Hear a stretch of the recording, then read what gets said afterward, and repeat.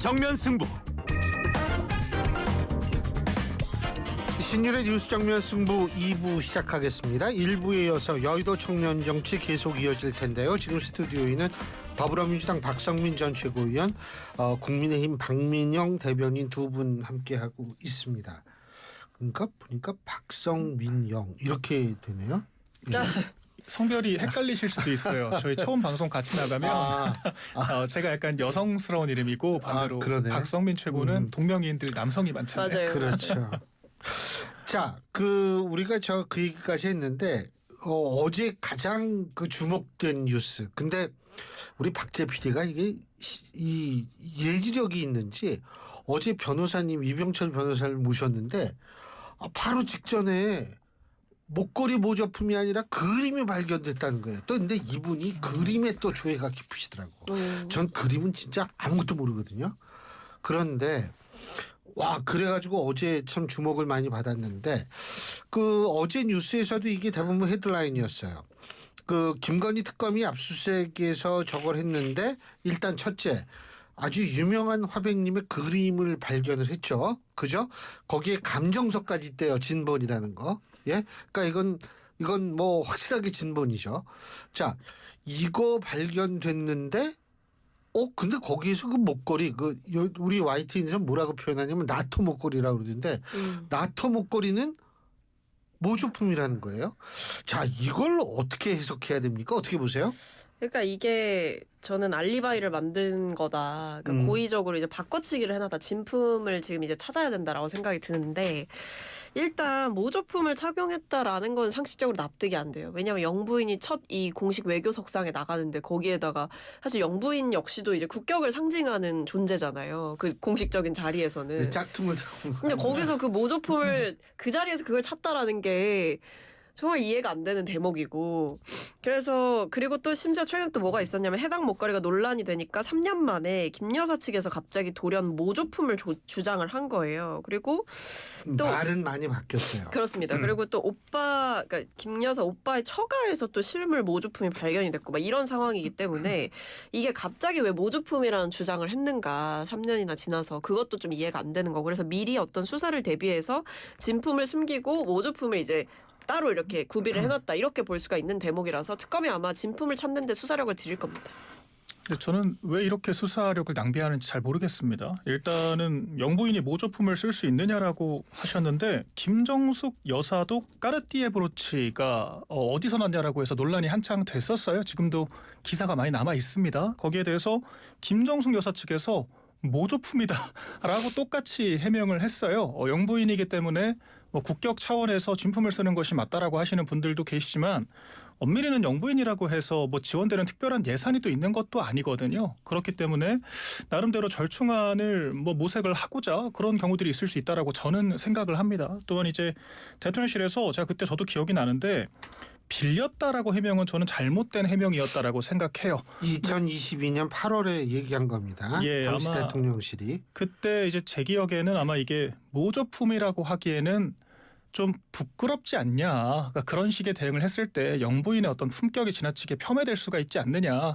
아마 그런 우려들 때문에 조금 잘못된 우회적인 대응을 했다라고 저는 알고 있거든요. 그렇기 때문에 처음부터 모조품이 맞았을 확률이 크다라고 저는 보고 애초에 수사기관에서 수사를 모든 명품에는 일련 번호들이 다 있습니다. 특히나 이렇게 1억 원을 호가하는 목걸이 같은 경우에는 매우 극소수만 제작이 되도록 되어 있거든요. 그렇기 때문에 그 일련 번호를 추적하면은 나올 문제인데 굳이 이렇게 압수수색한 내용들을 구구절절히 명품들의 그런 모조품이다 아니다까지 샤넬 구두 사이즈까지 공개를 하면서 여론전을 하는 게 굉장히 낭비적이라고 하는 생각이 들고요. 이것이 500억이나 들여서 만든 이 특검이 해야 될 일인가에 대해서 좀 숙고를 해보시기 바랍니다. 근데 이제 말씀을 해주셨지만 빌렸다라는 해명이 처음에 나왔던 거기 때문에 그게 문제가 됐던 거고 특히나 이제 그 목걸이 같은 경우에 세 번인가 바뀌었어요. 그러니까 그 뒤에도 말이 계속 바뀌었고 이제 수사가 시작되니까 갑자기 이게 돌연 이런 주장을 하거나 한다는 게 좀 납득이 되지 않는 거고 갑자기 이제 보니까 또 모조품 얘기를 하고 그거를 누구 오빠 집에 놓고 이런 게 사실은 수상 적죠. 근데 이제 요거는 제가 확실히 해야 될 것 같아서 지금 김정숙 여사의 까르띠에 브로치 말씀하셨는데 당시 청와대는 표본 모양이라고 모조품은 아니다. 까르띠에 제품도 아니다. 이렇게 밝혔다는 점을 제가 일단 세계일보의 보도 내용입니다. 네. 요거를 좀 말씀을 드리고요. 아니 근데 그 그림은 어떻게 보세요? 그림. 그뭐 20억인가 한다는데 그 뭐 어이구 아파트 몇 채 값인데 그 그림이. 저도 그림을 전혀 모르기는 아니 하는데 나도 넌 진짜 예. 몰라요 그림은. 근데 사실 그런 것들이 결과적으로 법적인 문제가 되려면 이게 대가성이 있었는가, 부정하게 수술을 했는가 이런 부분들을 입증을 하면 될 일이거든요. 예. 그런데 출처 자체도 아직 명확하게 드러나지 않았는데 굳이 예. 이렇게 대대적으로 공개를 하는 것이 무슨 실익이 있을까? 근데 어제 그 이병철 변호사님이 그림 좋아하셔서 그러시는데 네. 그 그림은 이게 살 수 있는 데가 몇 군데 안 된대요. 그거는 이거 누가 샀는지는 금방 밝혀지죠. 알 수가 그렇죠. 있죠. 네. 그 정도 그렇기 때문에 그거는 어려울 것 같지는 않다고 그러시더라고요. 그렇죠. 아무래도 기록이 다 이제 남고. 아니, 아유, 그 몇십억짜리 그렇죠. 그림을 파는데 그렇죠. 어디 뭐 아무나한테 팔겠어요 그거를? 요새 금 하나만 거래해도 누가 어디서 팔았고 누구한테 전달됐는지 다 추적이 되지 않습니까? 그렇기 때문에 지금 명품도 그렇고 말씀하신 수십억을 호가하는 그림도 그렇고 수사기관이 조금만 공을 들이면 금방 규명할 수 있는 문제라고 생각을 해요. 그래서 여론전에 함몰되기보다는 좀 입증을 하는 데 집중을 했으면 좋겠다. 이런 말씀 드립니다. 자, 이상민 장관 구속영장 심사 내일이라고 그러는데요. 그 어떻게 될 거라고 전망하세요? 우리 박성민 최고는? 구속되지 않을까 싶은데요. 왜냐하면 지금 이제 이상민 전 장관 같은 경우에는 언론사 단전 이 예. 부분에 대해서 이제 말이 좀 이상했잖아요. 멀리서 이제 종이를 봤는데 거기 있었다. 근데 이제 지금 핵심 관계자들의 진술에 따르면 이상민 전 장관의 지시가 있었다라는 얘기가 나오고 있고 사실은 국무위원들이 이제 말이 다 맞지 않았다는 게 드러나고 있어요. 뭐 CCTV를 통해서 봤을 때도 그렇고 뭐 한덕수 전 총리가 대표적으로 이제 뭐 개헌 문건 뭐 못 받고 뭐 정신 차려보니까 내 주머니 안에 있었다 이렇게 얘기를 했지만 CCTV에 찍혔던 장면들은 직접 그 문건을 챙겼고 이런 모습들이었거든요. 그러니까 국무위원들이 그런 식으로 이제 거짓말을 했던 거예요. 저는 이상민 전 장관 같은 경우에도 이 혐의의 중대성이라던가 아니면 증거인멸의 우려가 상당히 있다라고 판단이 됩니다. 그래서 여기에 대해서 저는 구속의 필요성이 충분히 입증이 될 거라고 봐요. 밖에서 있으면서 뭔가 핵심적인 증거들을 인멸하고 없애고 혹은 다른 누군가와 말을 맞출 수 있는 그런 여지가 충분히 있기 때문에 이 사안의 중대성을 고려하면 저는 구속되지 않을까 생각합니다. 어떻게 전망하세요? 뭐 기본적으로 불구속 수사가 원칙이기 때문에 뭐 특별한 이유를 입증을 해야 될 것 같습니다. 뭐 사안이 중대하다 뭐라고 이거는 생각하기 나름일 것 같은데 단전 단수 지시가 있었다라고 하는데 실제로 실행은 또 안 된 것 같거든요. 국회나 언론사의 해당 조치들이 없었기 때문에 실제로 그런 지시사항들이 얼마나 구속력이 있었고 실행 의지가 있었느냐를 또 종합적으로 봐야 하겠다라고 생각이 되고 이상민 전 장관이 말이 바뀌는 양상들이 있었던 것 같습니다. 그런데 지금 현 특검 수사에서 이런 것들을 진실되게 이야기하고자 하는 의지가 있고 수사에 성실히 임하고 있다라고 하면은 구속 사유까지 되기는 또 어려울 수 있을 거거든요. 그러니까 구속이라고 하는 것은 판사 개인의 판단이 상당히 크게 작용을 하기 때문에 어떤 결과도 나올 수가 있고 저희가 지켜보는 것이 필요할 것 같습니다. 근데 이 특검 수사가 무섭긴 무서운 모양이더라고. 아 거기 들어가면 말이 다 바뀌어요. 아니 다 진실의 방이에요. 진실의 방. 다 진실의 방에 들어가서 다 인정하고 있어요. 범죄의 도시가 갑자기 생각나네요. 윤 경로설 뭐 맞다. 경로한 거 맞다. 다 뭐 지금 조태용 전 장관도 그렇게 얘기하고. 전화 받은 것도 그렇죠. 맞다. 그러니까요. 전화 받은 거 맞다. 윤상현 의원도 뭐 지금 맞다 예. 얘기하고 있고. 아니 그 참 거기만 가면 어떻게 다 얘기들이 바뀌어가지고. 자 근데 지금 민주당에서는 이렇게 특검을 당 차원에서 대응하고 수사로 지원하기 위한 3대 특검 종합 대응 특위 이런 걸 발족했다고 하는데 뭐 특검 수사를 방해하는 행위에 대해서 필요하면 제도 법령 개선 등 국회 차원에서 지원하겠다 뭐 이런 얘기도 밝혔는데 이거는 어떻게 평가하십니까? 특검 수사를 방해하는 행위가 대체 뭔지 일단 궁금하고요. 제가 아까 설명드린 것처럼 여당이 일방적으로 출도 안 하고 뭐 이러는 거 아니에요? 그건 특검을 방해하는 행위가 아니라 자신의 방어권 행사의 일환인 것이고 특검이 거기에 대해서 필요한 조치들을 취할 주도권이 있지 않습니까? 그러니까 특검의 수사를 방해했다가 아니라 피고인과 특검 사이에서의 관계 설정이 중요한 문제라고 저는 생각을 하고 둘 사이에 절충이 안 될 때는 법원이 판단을 하는 거죠. 그런 네. 것들을 입법을 통해서 여당이 지원을 하겠다라고 하는 것이 결과적으로 여당이 추천한 특검을 대통령이 반나절 만에 임명을 하고 여당이 또 법을 만들어서 지원을 하겠다.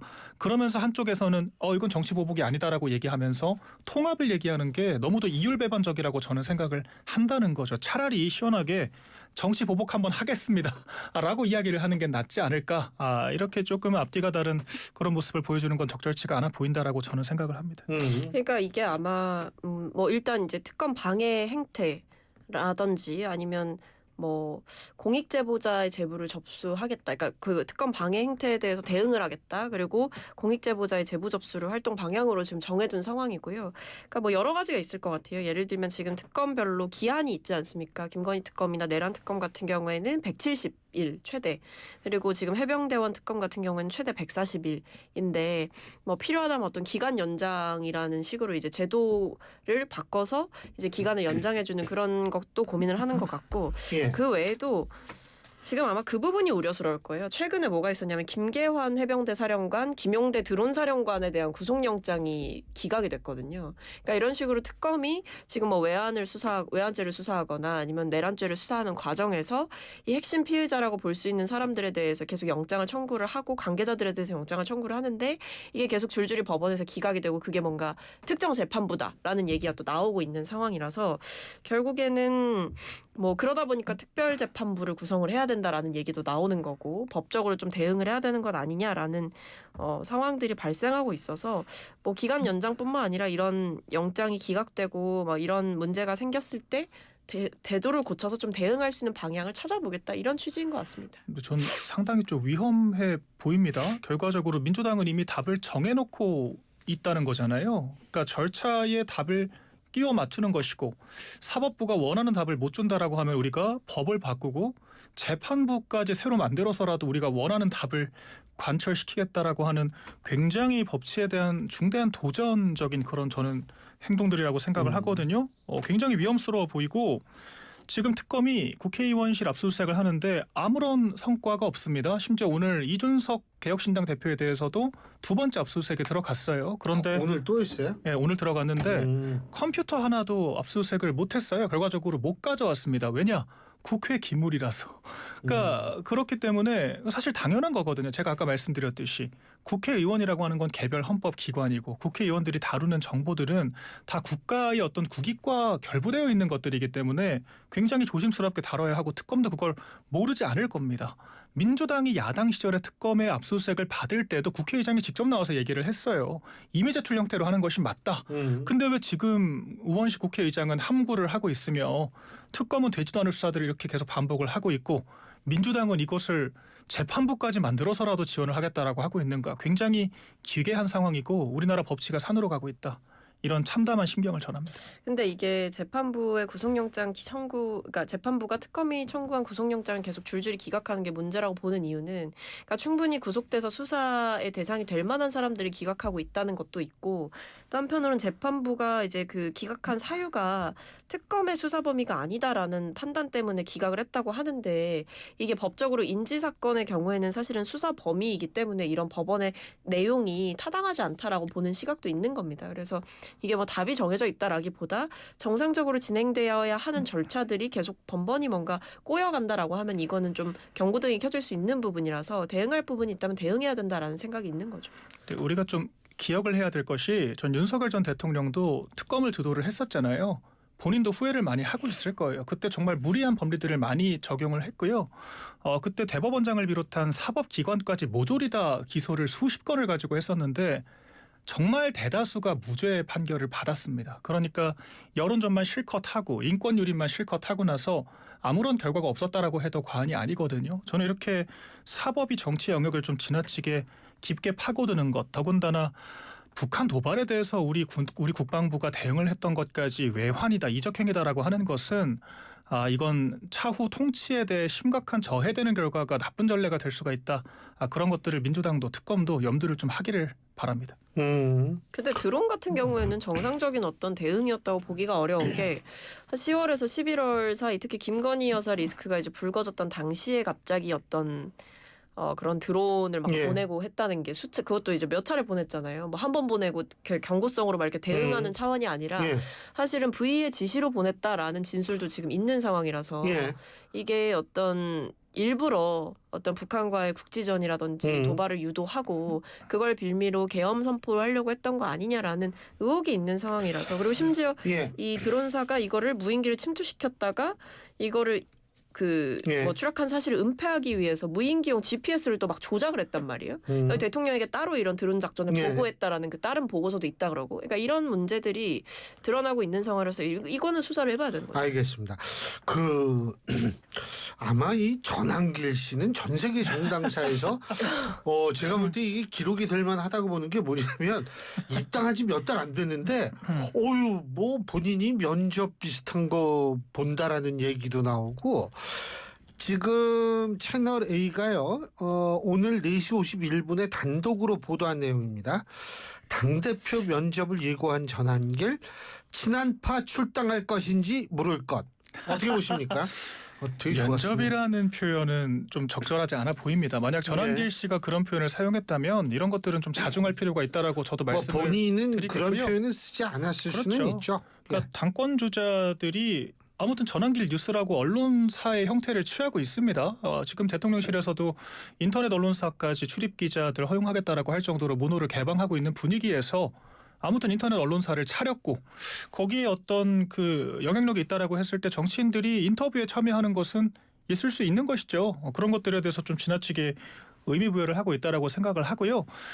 저희가 전한길 씨 한 사람에 의해서 꺾일 만한 정당이 아니라고 저는 생각을 합니다. 이런 생각들이 극단적이고 방금 말씀하신 것처럼 국민적인 공감대가 이루어지기 힘든 그런 표현들과 상황들이 계속된다면 전 자연스럽게 자정될 거라고 생각을 하거든요. 그렇기 때문에 조금 더 지켜볼 필요가 있고 전당대회가 좀 과열되는 것은 양당 공통의 현상이라고 저는 생각을 합니다. 지금도 뭐 정청래 후보자가 뭐 45명 제명시키겠다라고까지 말을 하면서 거의 개딸들 앞에 두고 재롱잔치를 벌이고 있다라고 저는 보여지는데 이런 부분들은 여야 모두가 조금 자중할 필요가 있다라고 저는 생각을 합니다. 근데 이 문항이 그것만 끝나는 게 아니에요. 부정선거 의혹에 대해서도 묻고 굉장히 문항이 다양한데 어떻게 보세요? 이제 뭐 일타 강사를 그만두시고 이제 정치권으로 오셔서 뭔가 당대표 만들기 일타 강사를 하려고 하시는 것 같은데 사실 이분이 6월달에 입당을 했대요. 그러니까 전한길 씨라는 이 존재에 의해서 지금 어떻게 보면 국민의힘이 뭐 좌지우지가 되고 사실은 뭐 특정 후보들은 지금 전한길 씨와 일단 정치적인 결탁을 하려고 하는 움직임들이 있잖아요. 뭐 방송에 출연하겠다, 혹은 뭐 전한길 씨가 그렇게 이제 검증을 하겠다고 하는 거에 응하겠다라고 적극적으로 메시지를 내는 특정인들이 있어요. 그래서 이른바 이제 길 라인, 그러니까 전한길 라인이 생겼다라고 볼 수가 있는 거라서 이제 과거에는 친윤이나 반윤이냐 이거로 우리가 이제 국민의힘 내부를 갈라봤다면 지금의 상황은 친 전한길이냐 반 전한길이냐 이걸로 갈라볼 수 있을 것 같습니다. 근데 너무 나간 해석이에요. 아니 이게요. 뭐 너무 나가든 뭐든 네. 이런 단어들이 언론에 실제로 등장하고 있다는 사실. 이거는 좀 주목해 볼 만한 현상이라고 봐요. 왜 그러냐면 어떻게 2달밖에 안 됐는데 엄청나잖아요. 제가 정치하셨던 분도 아닌데. 제가 그래서 내부 총질하는 분들을 싫어하는 겁니다. 그러니까 이게 상대 진영에서나 만들 법한 프레임 공격을 안에서 하잖아요. 친길이라는 표현 제일 먼저 쓴 게 안철수 의원이에요. 다름 아니라. 그러니까 윤핵관이라는 표현도 이준석 대표가 먼저 만들었습니다. 그런 식으로 내부에서 먼저 프레임 공격을 하니까 언론에 계속 도마 위에 오르는 것이고 그것이 당을 자해하는 결과가 되는 거거든요.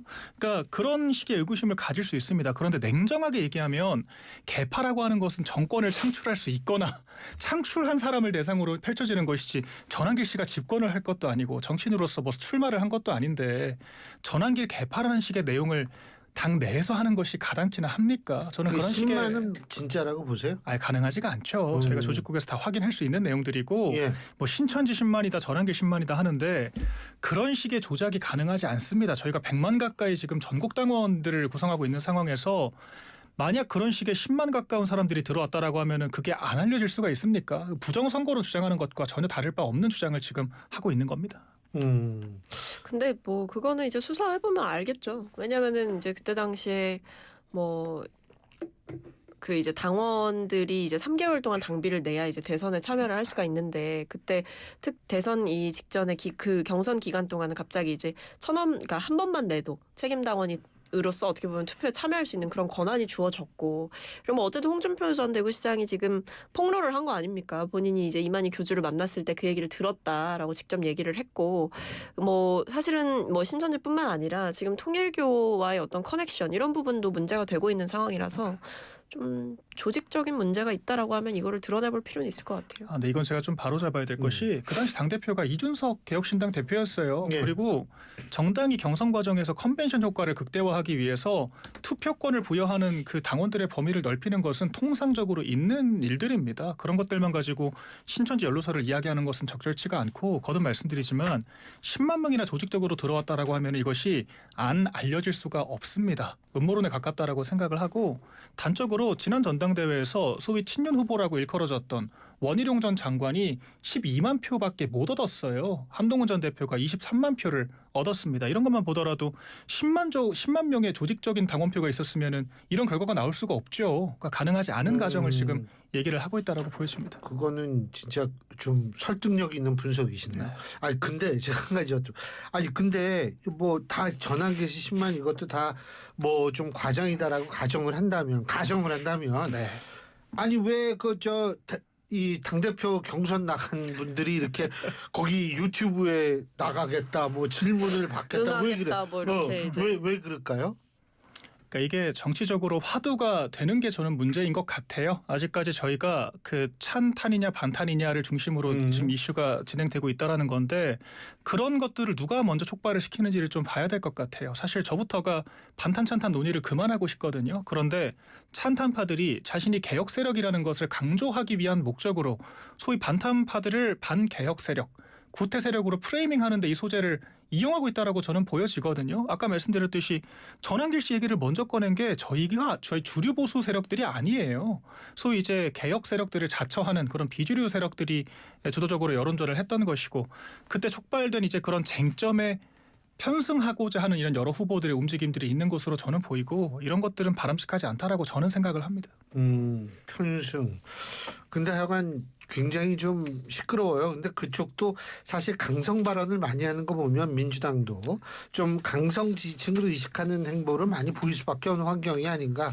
어떻게 보십니까? 뭐 아무래도 이제 뭐 강성 발언이라고 보실 수도 있겠지만 어쨌든 선명함을 좀 보여줘야 되는 부분은 분명히 있는 거고 그리고 어떤 이제 당 대표로서 무엇을 할 것인가에 대해서 좀 정확하게 당원들에게 구체적으로 어필할 필요는 분명히 있어 보이는 거고요. 그리고 이제 어떻게 보면 초대 정부의 처음 이제 여당의 대표가 돼서 발을 맞추는 것이기 때문에 어쨌든 내란 종식을 기치로 걸고 이제 들어온 정부고, 그러니까 불법 비상계엄 이후에 그리고 그 여전히 그런 여진들이 좀 아직 정리가 안 되고 남아 있는 정치적인 상황 속을 고려한다면 이런 구체적인 내용들을 이야기를 하고 당 대표가 돼서 어떤 것을 하겠다라고 이야기를 선명하게 하는 거는 전 중요해 보입니다.